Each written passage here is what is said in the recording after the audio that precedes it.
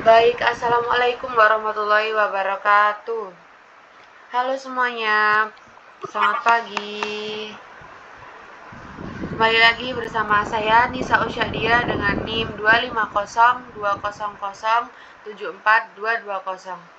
Di sini saya dengan teman-teman saya akan membuka sesi pameran museum Tuelis Sultan Sati,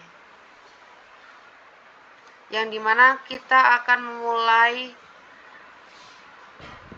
diskusi pada hari ini dengan memperkenalkan diri terlebih dahulu. Untuk rekan saya, kota, waktu, dan tempat dipersilakan. Baik, terima kasih. Perkenalkan, saya Pota Kusma Andriani dengan NIM 25020074081.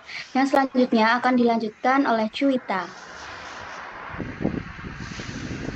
Baik, perkenalkan nama saya Cuita Ratna Prameswari dari kelas 2025E dengan NIM 25020074118. Selanjutnya akan kenalan oleh Kak Haya, silakan. Perkenalkan, nama saya Haya Abida Safa Azahara dengan NIM 25020074219. Selanjutnya akan dilanjutkan oleh Kak Wani.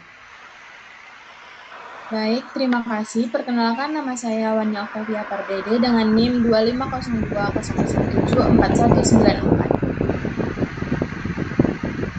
Baik, terima kasih saya ucapkan kepada rekan-rekan saya yang telah memperkenalkan diri dengan baik.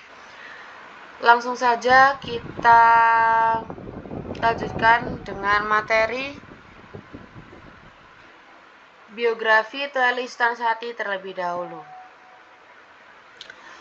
Tuelis Sultan Sati lahir pada tahun 1898 di Bukit Tinggi dan meninggal pada tanggal 16 April 1942 dalam usia 40 tahun. Ia dikenal sebagai sastrawan angkatan 1820-an dan menganut dengan agama Islam. Ia menempuh pendidikan di Folk School, Norm School, and Quick School, lalu bekerja di Robegal sebagai guru 1914 sampai 1917. Sebelum menjadi pegawai balai pustaka, di sana karirnya meningkat dari pembantu karakter pada tahun 1920 hingga pemimpin redaksi dan pensiun pada tahun 1940. Tuelis Sultan Sati menikah 2 kali. Sebentar. Nah, Tuelis Sultan Sati ini sendiri pernah menikah 2 kali selama hidupnya. Yang pertama, ia memiliki seorang putra bernama Sofyan dan meninggal pada tahun 1944. Dan istri kedua bernama Zuj'ah yang meninggal pada tahun 1955. Ia memiliki seorang putri bernama Erawati. Pengalaman di Balai Pustaka sangat mempengaruhi karya-karyanya. Ia menulis berbagai karya asli saduran dan terjemahan yang sejajar dengan sastrawan lain seperti Nur Sultan Iskandar dan Abbas Sultan Pemuncak Nonsati. Berikutnya akan dilanjut oleh rekan saya.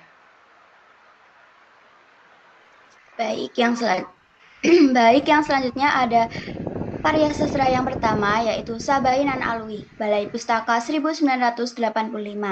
Tema utama dari Sabainan Alwi adalah keteguhan hati, tanggung jawab, dan perlawanan terhadap ketidakadilan, serta menggambarkan perempuan Minangkabau yang berani melawan pandangan bahwa wanita lemah dan hanya pantas di rumah.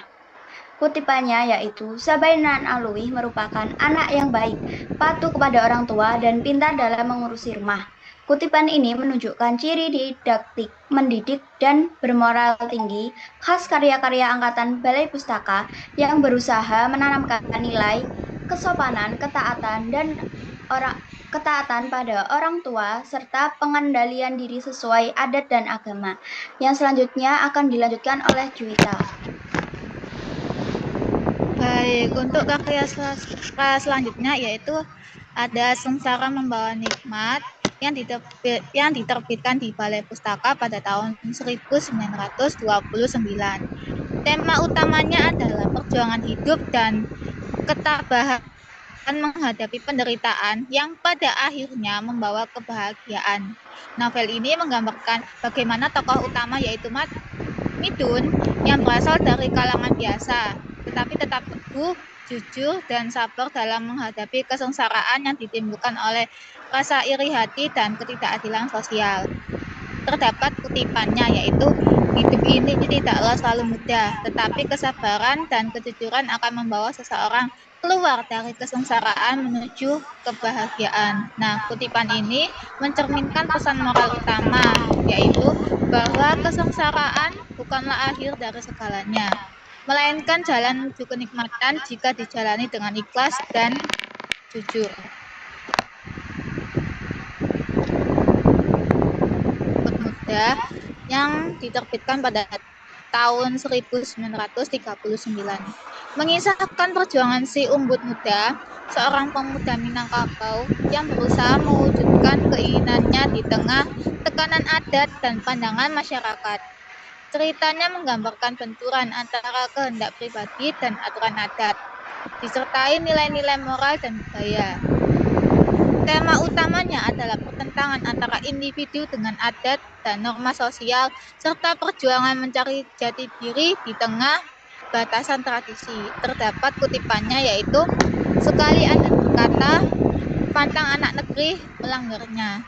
Nah, kutipan ini mencerminkan kuatnya pengaruh adat dalam kehidupan tokoh dan masyarakatnya. Sekian, terima kasih. Baik, terima kasih saya ucapkan kepada rekan-rekan saya yang telah membantu menyampaikan materi dengan baik, dan berikutnya adalah sesi diskusi kita pada pameran Galeri Tualis Sultan Sati pada pagi hari ini. Yang pertama, kita akan mendiskusikan sebuah pertanyaan, yaitu bagaimana kontribusi Balai Pustaka terhadap perkembangan sastra modern Indonesia, yang akan dimulai oleh Kak Haya. Waktu dan tempat dipersilakan. Oke, baik. Jadi, Balai Pustaka sendiri memiliki peran yang sangat besar dalam perkembangan sastra modern Indonesia. Didirikan pada tahun 1917 oleh pemerintah kolonial Belanda, lembaga ini awalnya bertujuan untuk mengontrol bacaan masyarakat pribumi. Namun, secara tidak langsung, Balai Pustaka justru menjadi pelopor lahirnya sastra Indonesia modern. Melalui lembaga ini, muncul berbagai karya penting seperti Siti Nurbaya, karya Mara Rusli, Salah Asuhan, karya Abdul Muiz, dan Azab dan Sengsara, karya Merari Siregar. Balai Pustaka juga berperan penting dalam pembakuan bahasa Melayu tinggi yang kemudian berkembang menjadi bahasa Indonesia.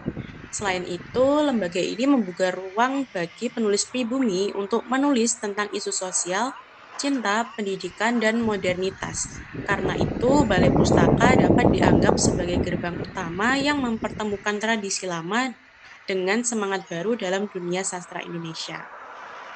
Baik, terima kasih.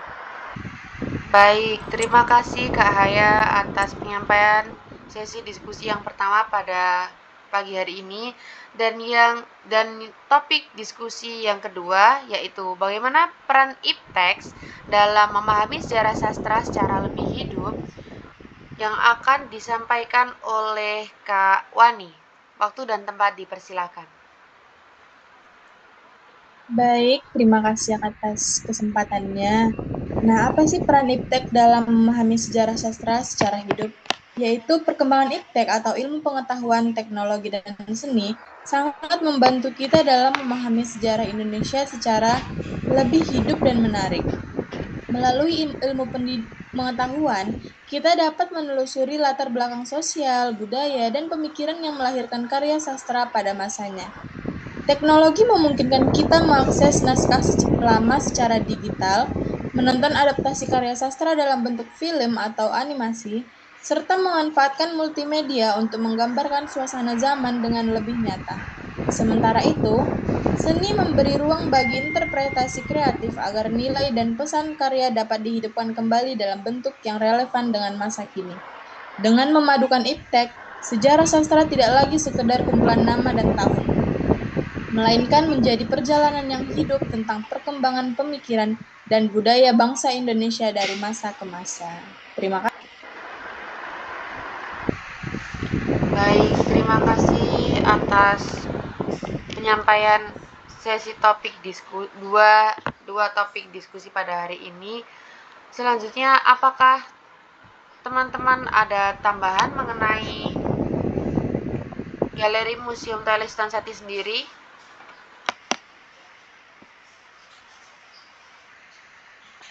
Baik, Kak Juwita mungkin bisa di slide yang bagian daftar pustaka.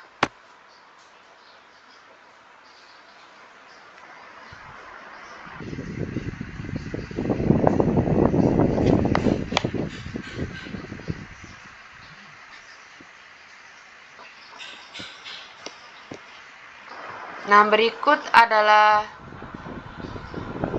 5 sumber yang kami kaitkan untuk membuka atau menjadi sumber pada pameran Galeri Sultan Sati sendiri.